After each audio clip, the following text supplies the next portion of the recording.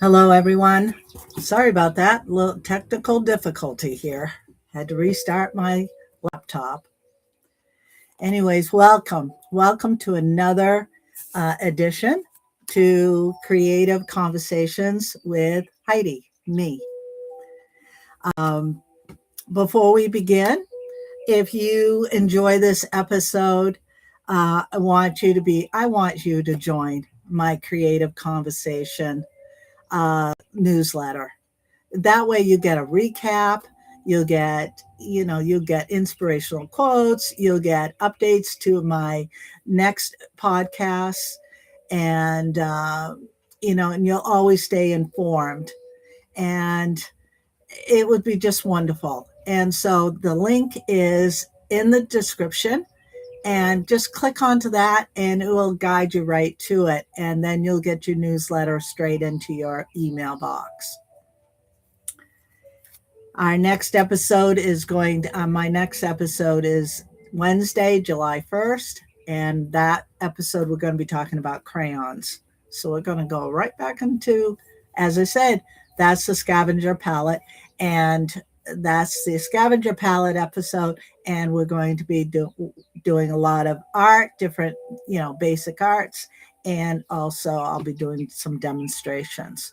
But Saturdays is creative conversations, you know, things that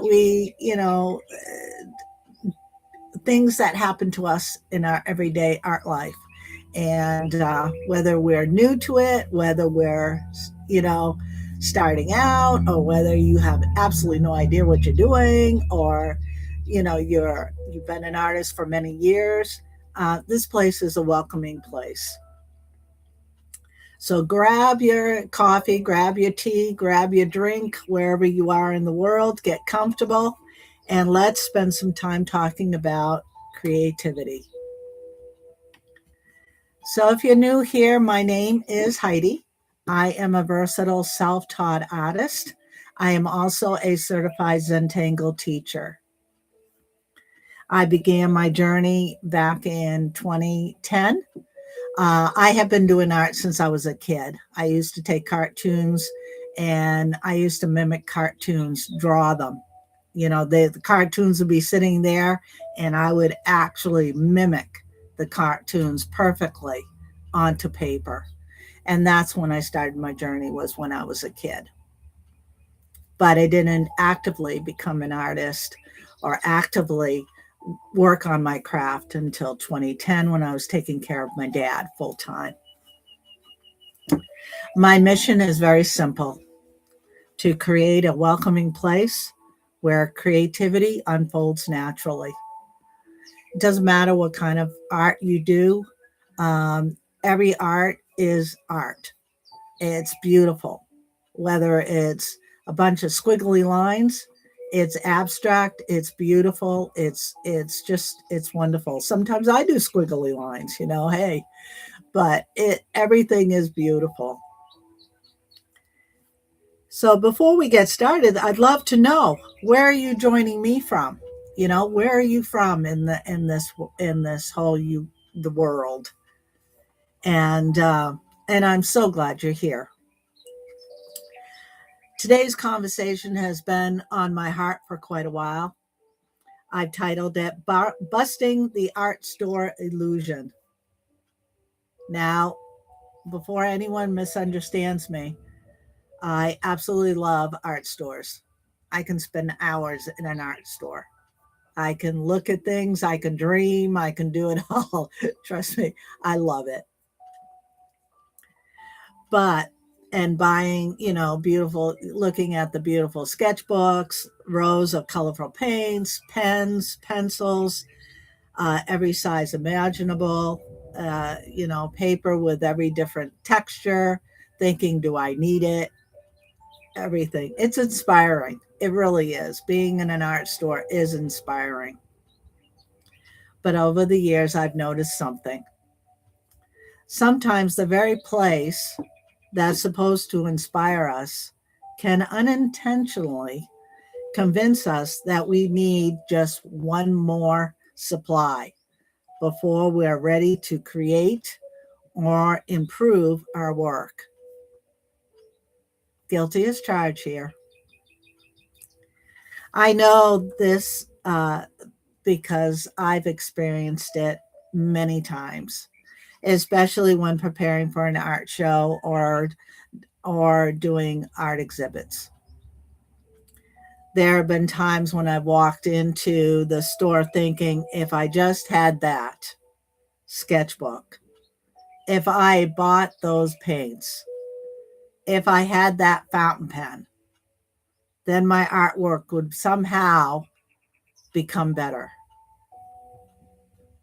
Have any of you ever felt that way?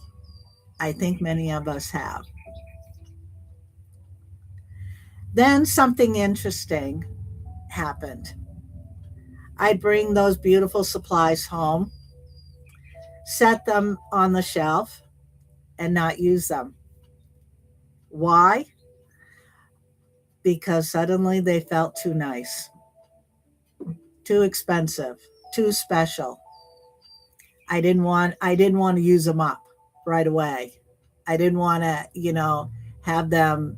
I just wanted them to be perfect. I was afraid to make a first mark, afraid I'd ruin something beautiful. But over the years, though, I'd learned a simple habit that completely changed the way I shop. Whenever I'm preparing for a show now, I sit down before I leave the house and make a list of exactly what I need. That keeps me focused instead of wandering through the aisles, wondering what might make me a better artist. I'm shopping with a purpose. I have my list in hand. I just go in and I may wander a little bit and just put it on my dream list, but I don't buy it right then and there.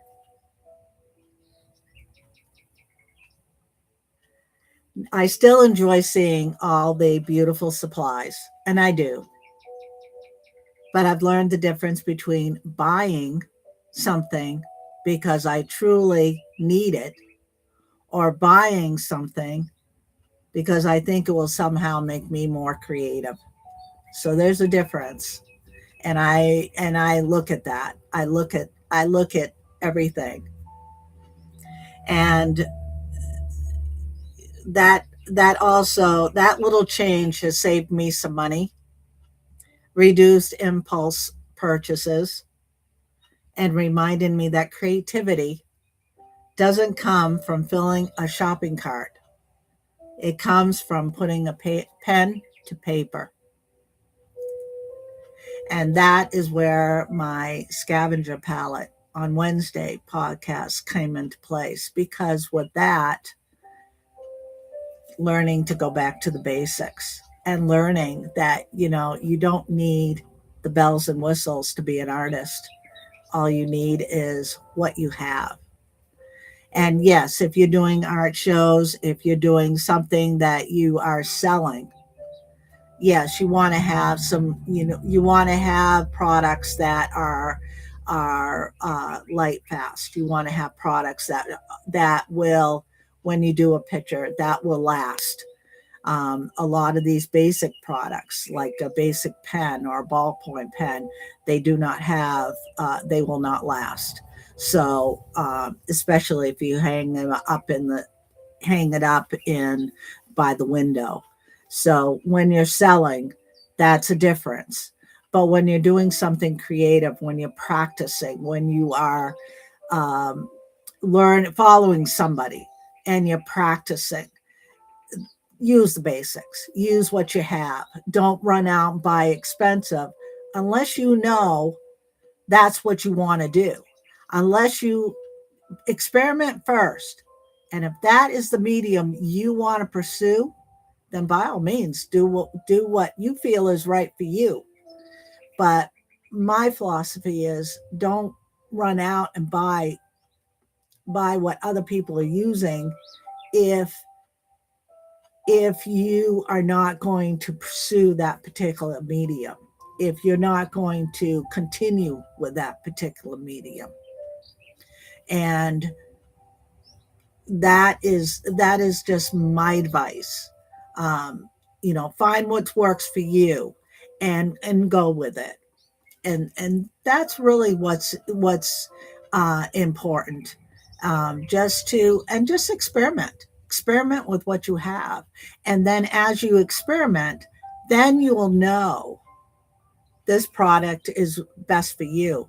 Because when I follow somebody, I don't use a lot of their products because or what they use, because one, it could be too expensive and I'm not going to buy it, and two, I already have the stuff and I'm going to use with what I have, because I'm just learning what they're doing, and I don't want to go out and just buy something so then that way I can sit down and do it. Um, that's what I do. So it's just I'm just advising. That's all I'm doing. You do what's best for you. Now the the real illusion is when I realized uh, the problem wasn't the supplies; it was what I believed about them. I believed that it was going to make that picture better, or you know, uh, make the color shine a little bit more, or whatever. It just I that was an illusion for me. Somewhere along the way, I had convinced myself that creativity lived inside the art store, but it doesn't. It lives inside of us. It lives inside of you, waiting to be expressed, waiting to be nurtured, waiting to be explored. And please remember, supplies are simply tools meant to support your ideas and help you feel capable and confident. That's all the supplies are for. They're wonderful tools, but they're still just tools. And looking back on my own artistic journey, some of my projects I'm most proud of weren't created with expensive supplies. I've done pictures with gel pens and, just regular, I bought 50 gel pens for $10. Although they were 20, but I got the discount to 10. So I'll correct that. But I use gel pens, and they still, it still looks great even to today. And I did this years ago. So, and my picture still looks great today. And the one I'm thinking of, I have it in a box right at the moment. I don't have it out, but and I should have. That would have been nice to show. But what I'll do is I'll take a picture and put it in the newsletter so you can see what that one looks like. That's what I'll do. They were created.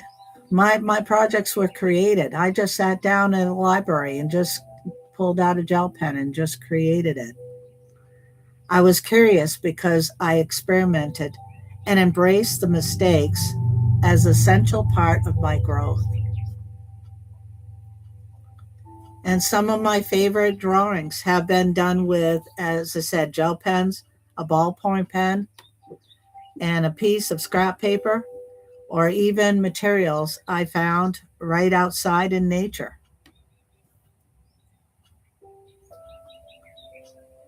And that's really what inspired the scavenger palette, learning to see creative possibilities everywhere. That's I just wanted to go back to the basics. And even with the scavenger palette, that is great, especially if you have kids, if you have grandchildren, you're looking for, ideas to entertain them, especially during the summer months, vacations. If you have grandchildren coming over on a weekend or during, for a month or however long, you know, those are great ideas. Just get the ideas from outside, get your supplies from inside and be creative. You don't need to go to, the Dollar Tree, or you don't need to go to an art store to grab what you need if you've already got it.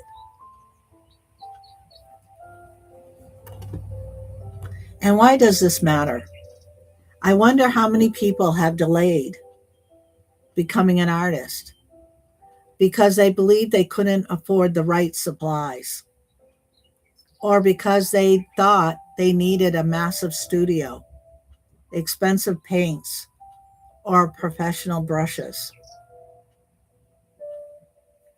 That was my misconception at the beginning of my art journey. It was my misconception until I started really getting into a lot of what I do.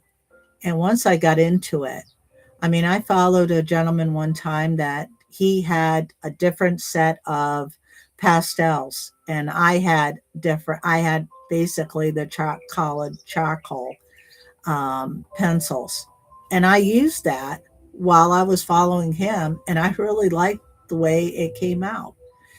So that was an eye opener for me, knowing that I didn't need to run out and get that particular brand. Although I still don't have that particular brand because it is expensive, and I don't have it because I don't want to get into that. And because I know that it was Derwent, I believe it was Derwent, and it was pretty expensive if you get so many, and then if you want a big set, you can get close to $100 to buying that. And wherever you are, it could be a pretty penny, and that's something you don't want your kids or your grandchildren using because it is expensive. So you want to keep your supplies as minimal. And again, if you're an artist and you're selling, then yes, you want to go out and buy, to make sure that your product, whatever you're using on your drawing, is going to last. And that you want to make sure of, because you're selling a good, you're selling your painting, you're selling your work, you're selling yourself. That's a bit different ballgame. But the truth is, you can create meaningful art right where you are.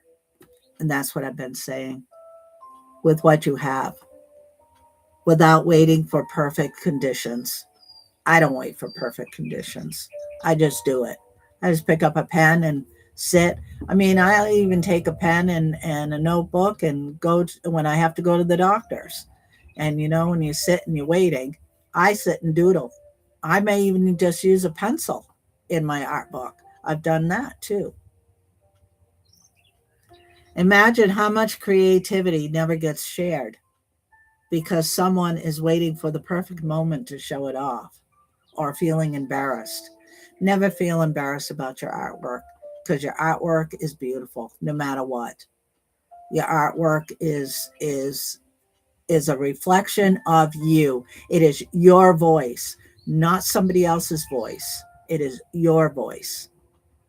And that's what you want to realize, is that when you are following someone on YouTube, you want to make sure that you don't need to follow them to the T. Do what's interesting for you. Follow them to a certain point, yes, but your design at the end is ultimately going to come out a reflection of you. It is not going to be a reflection of what that person did, because it never does with me. When I follow someone, and I've been doing this for a long time, but even when I follow someone, my art comes out totally different from someone else's. So here is my inspirational thought for you today. Start creating right now with what you already have. Take a pencil, take a piece of paper, and just doodle. Just draw shapes. Just connect them. Draw lines. Do what's just let your mind be free. And that's all that art is letting your mind be free and just let it open up to what all the possibilities you have. Embrace your current tools. Trust your process and let go of the overwhelm of waiting for perfect conditions. Art is not perfect. Art is creations. Art is what you create. It's not perfect. My philosophy that I use, one of my favorite sayings I use all the time: there are no mistakes in art, only creations. I truly believe that. And everything I do, and I remind myself of that when I try to think that I have to be perfect. And it's easier said, I could say, don't be perfect. Yeah, easier said than done. But I have to remind myself every time I'm doing my work that no, it's not going to be perfect, but we're going to go with it. We're going to do it. I may do a flower and it may not come out the way I think it should come out. And it comes out even better than I thought. So you just go with it.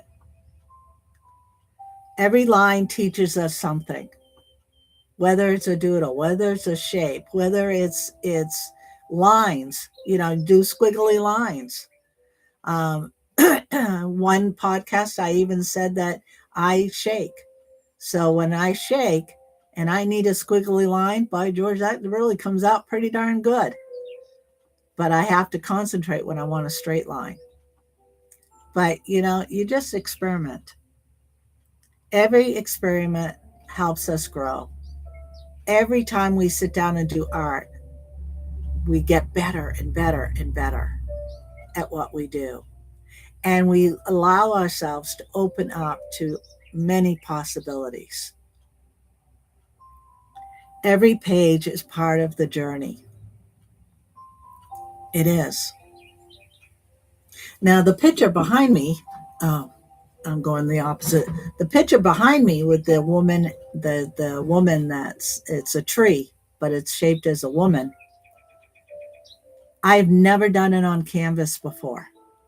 I've never painted on canvas before. Always painted on paper, but never did it on canvas. Now I could have done it on a one big sheet, but but the store didn't have what I was looking for. So I did two and I made it work. And I learned how to use a pastel pencil. I just had one kicking around. It wasn't anything big. It was something I bought. It was $5 and for a set. And I did the outline and the acrylic paints. They're not overly expensive. And I did that with the acrylic paints. And that was the first time I ever did it. And I was proud of myself for doing it because I allowed myself to open up my heart, open up my mind, and just go with it. And, I didn't wait for the perfect moment to do it. Well, kind of did, but kind of didn't. I had to do some research on what I wanted to do first. But when I sat down, I just did it.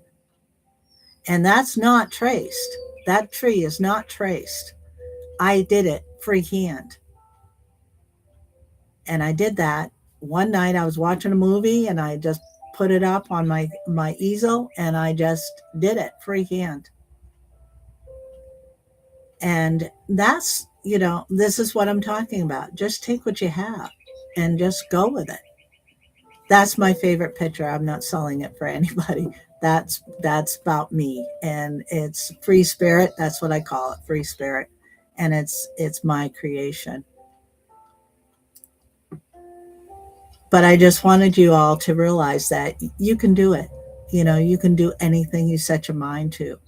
And it doesn't have to be perfect. all you need to do is just start, relax, just have fun, open up your mind, open up your heart, just do it. Even if you go out and you get a flower, pick up a flower from outside and bring it in, and just um, try to mimic the flower, or you draw it, just draw the outline and then try to get it on the inside. That's all you need to do.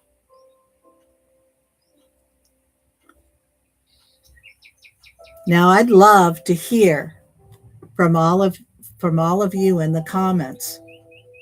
Have you ever bought an art supply that was so beautiful that you were afraid to use it? Or was one inexpensive everyday tool you used to create something truly meaningful? Let me know in the comments. That would be great, conversational. That would be so great. I would want to hear it. I want to hear what what you know what you have done. I want to hear that. And then again, I'll repeat those. Have you ever bought an art supply that was so beautiful that you were afraid to use? Or was the inexpensive everyday tool you've used to create something truly meaningful? Let me know in the comments. If you're listening today and you've been waiting for that perfect sketchbook, better paints, more time, or until you feel talented enough, this is your encouragement. Your creativity is worth exploring right now, today, not someday.